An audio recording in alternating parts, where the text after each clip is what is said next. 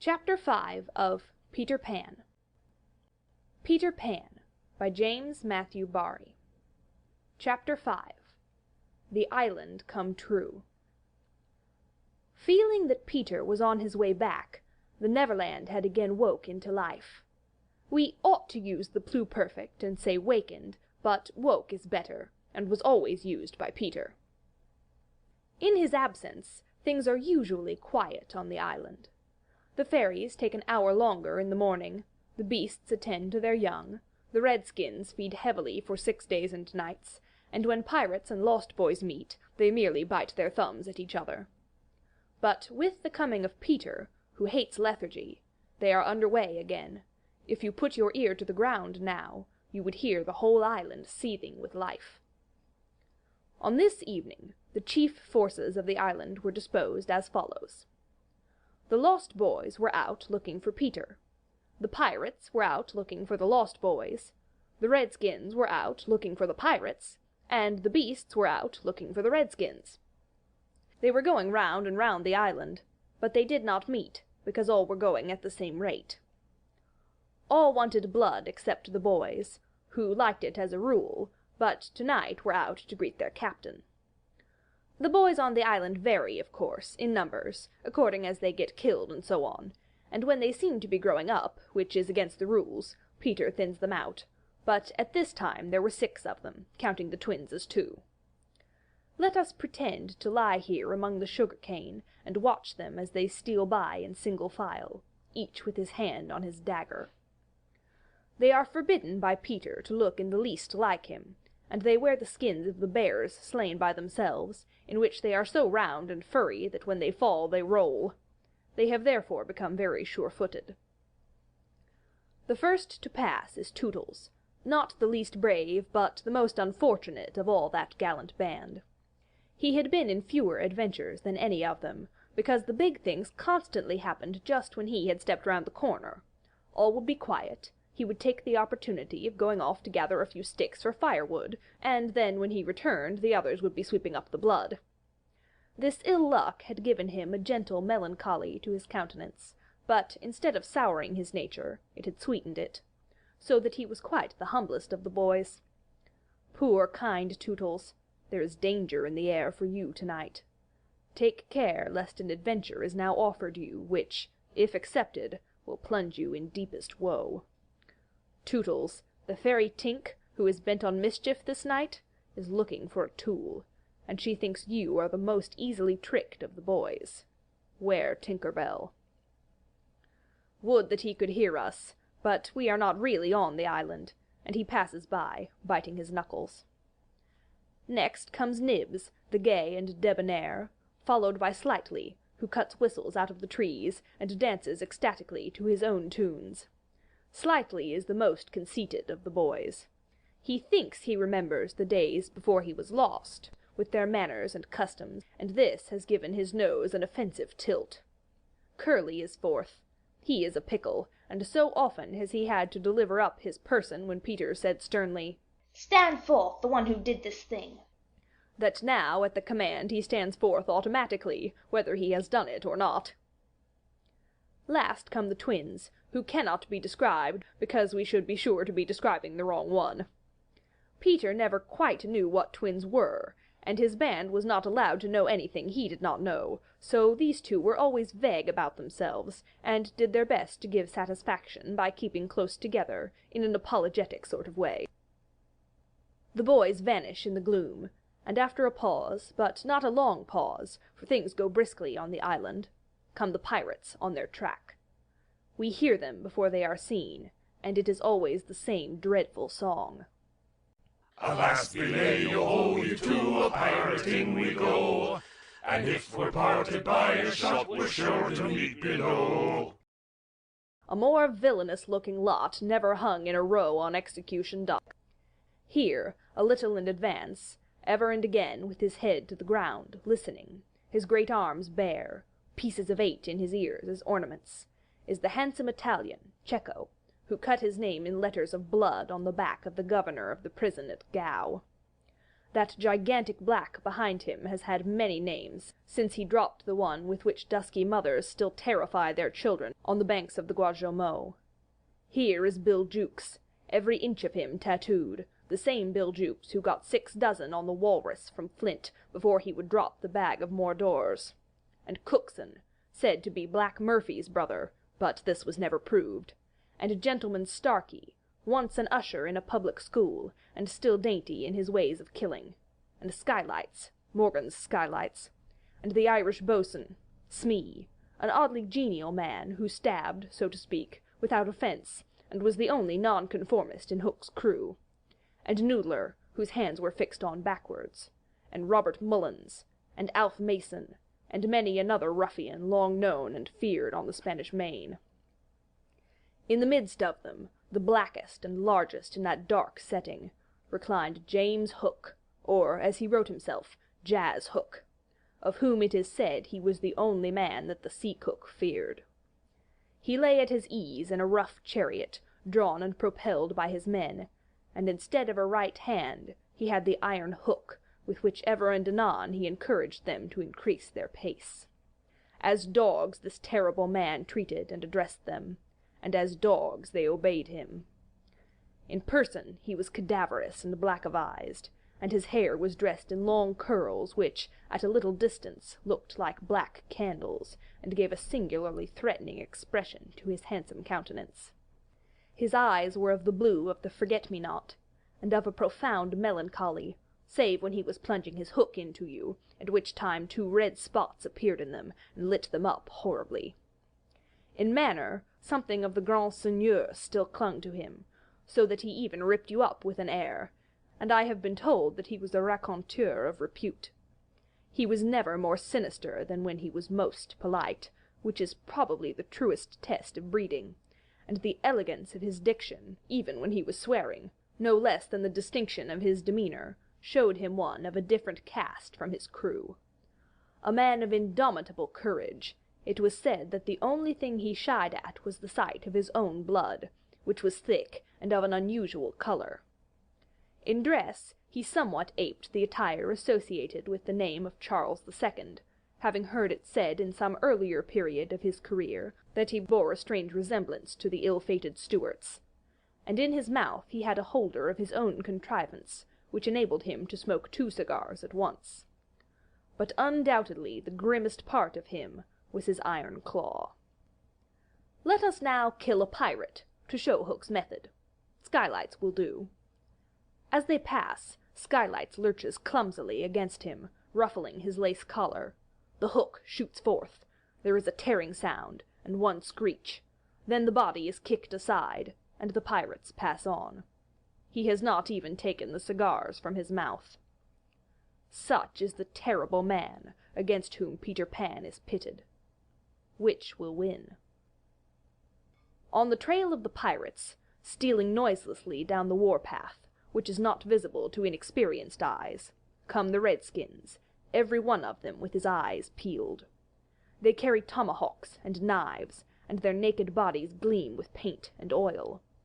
Strung around them are scalps, of boys as well as of pirates, for these are the Pickaninny tribe, and not to be confused with the softer-hearted Delawares or the Hurons. In the van, on all fours, is the great big little panther, a brave of so many scalps that in his present position they somewhat impede his progress. Bringing up the rear, the place of greatest danger, comes Tiger Lily, proudly erect, a princess in her own right. She is the most beautiful of dusky Dianas, and the belle of the Pickaninnies, coquettish, cold, and amorous by turns. There is not a brave who would not have the wayward thing to wife, but she staves off the altar with a hatchet. Observe how they pass over fallen twigs without making the slightest noise. The only sound to be heard is their somewhat heavy breathing. The fact is that they are all a little fat just now, after the heavy gorging, but in time they will work this off. For the moment, however, it constitutes their chief danger. The redskins disappear as they have come, like shadows, and soon their place is taken by the beasts, a great and motley procession, lions, tigers, bears, and the innumerable smaller savage things that flee from them, for every kind of beast, and, more particularly, all the man-eaters, live cheek by jowl on the favoured island. Their tongues are hanging out. They are hungry tonight. When they have passed, comes the last figure of all, a giant crocodile. We shall see for whom she is looking presently. The crocodile passes, but soon the boys appear again, for the procession must continue indefinitely, until one of the party stops or changes its pace. Then, quickly, they will all be on top of each other. All are keeping a sharp lookout in front, but none suspects that the danger may be creeping up from behind. This shows how real the island was. The first to fall out of the moving circle was the boys. They flung themselves down on the sward, close to their underground home. "I do wish Peter would come back," every one of them said nervously, though in height and still more in breadth they were all larger than their captain. "I am the only one who is not afraid of the pirates," Slightly said, in the tone that prevented his being a general favourite, but perhaps some distant sound disturbed him, for he added hastily, "But I wish he would come back and tell us whether he has heard anything more about Cinderella." They talked of Cinderella, and Tootles was confident that his mother must have been very like her. It was only in Peter's absence that they could speak of mothers, the subject being forbidden by him as silly. "All I remember about my mother," Nibs told them, "is that she often said to my father, 'Oh, how I wish I had a checkbook of my own.' I don't know what a checkbook is, but I should just love to give my mother one." While they talked, they heard a distant sound. You or I, not being wild things of the woods, would have heard nothing, but they heard it, and it was the grim song. Yo-ho, the pirate life, the flag of skull and bones, a merry hour, a hempen rope, and hay for Davy Jones. At once the lost boys— But where are they? They are no longer there. Rabbits could not have disappeared more quickly. I will tell you where they are. With the exception of Nibs, who has darted away to reconnoitre, they are already in their home under the ground, a very delightful residence, of which we shall see a good deal presently. But how have they reached it? For there is no entrance to be seen, not so much as a large stone, which, if rolled away, would disclose the mouth of a cave. Look closely, however, and you may note that there are here 7 large trees, each with a hole in its hollow trunk as large as a boy. These are the 7 entrances to the home under the ground, for which Hook has been searching in vain these many moons. Will he find it tonight? As the pirates advanced, the quick eye of Starkey sighted Nibs disappearing through the wood, and at once his pistol flashed out. But an iron claw gripped his shoulder. "Captain, let go!" he cried, writhing. Now, for the first time, we hear the voice of Hook. It was a black voice. "Put back that pistol first," it said threateningly. "It was one of those boys you hate. I could have shot him dead." "Aye, and the sound would have brought Tiger Lily's redskins upon us. Do you want to lose your scalp?" "Shall I after him, Captain?" asked pathetic Smee. "And tickle him with Johnny Corkscrew?" Smee had pleasant names for everything, and his cutlass was Johnny Corkscrew, because he wiggled it in the wound. One could mention many lovable traits in Smee. For instance, after killing, it was his spectacles he wiped instead of his weapon. "Johnny's a silent fellow," he reminded Hook. "Not now, Smee," Hook said darkly. "He is only one, and I want to mischief all the 7. Scatter and look for them." The pirates disappeared among the trees, and in a moment their captain and Smee were alone. Hook heaved a heavy sigh, and I know not why it was. Perhaps it was because of the soft beauty of the evening, but there came over him a desire to confide in his faithful boatswain the story of his life. He spoke long and earnestly, but what it was all about Smee, who was rather stupid, did not know in the least. Anon he caught the word Peter. Most of all, Hook was saying passionately, I want their Captain Peter Pan. 'Twas he cut off my arm. He brandished the hook threateningly. I've waited long to shake his hand with this. Oh, I'll tear him! And yet, said Smee, I've often heard you say that Hook was worth a score of hands for combing the hair and other homely uses. I? The captain answered. If I was a mother, I would pray to have my children born with this instead of that. And he cast a look of pride upon his iron hand, and one of scorn upon the other. Then again he frowned. Peter flung my arm, he said, wincing, to a crocodile that happened to be passing by. I have often, said Smee, noticed your strange dread of crocodiles. Not of crocodiles, Hook corrected him, but of that one crocodile. He lowered his voice. It liked my arm so much, Smee, that it has followed me ever since, from sea to sea and from land to land, licking its lips for the rest of me. In a way, said Smee, it's sort of a compliment. I want no such compliments. Hook barked petulantly. I want Peter Pan, who first gave the brute its taste of me. He sat down on a large mushroom, and now there was a quiver in his voice.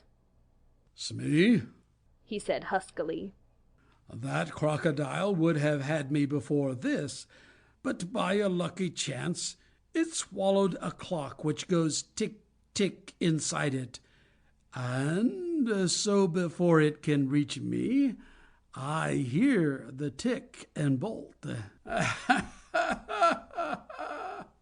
He laughed, but in a hollow way. Some day, said Smee, the clock will run down, and then he'll get you. Hook wetted his dry lips. He said. That's the fear that haunts me. Since sitting down, he had felt curiously warm. Smee, he said. This seat is hot. He jumped up.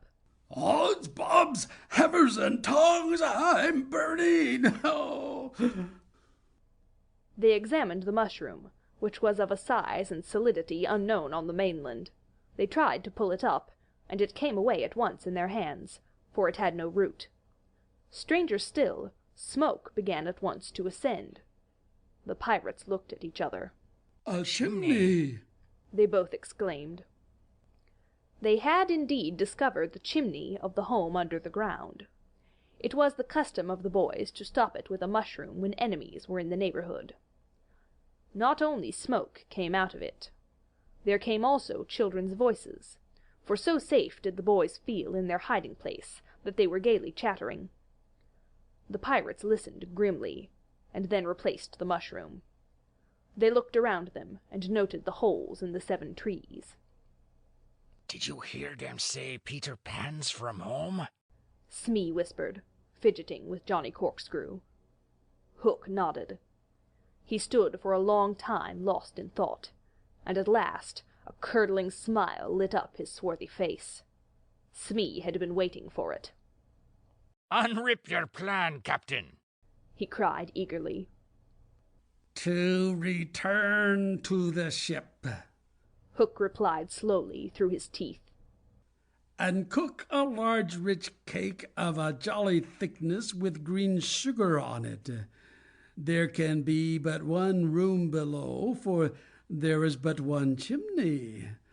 The silly moles had not the sense to see that they did not need a door apiece.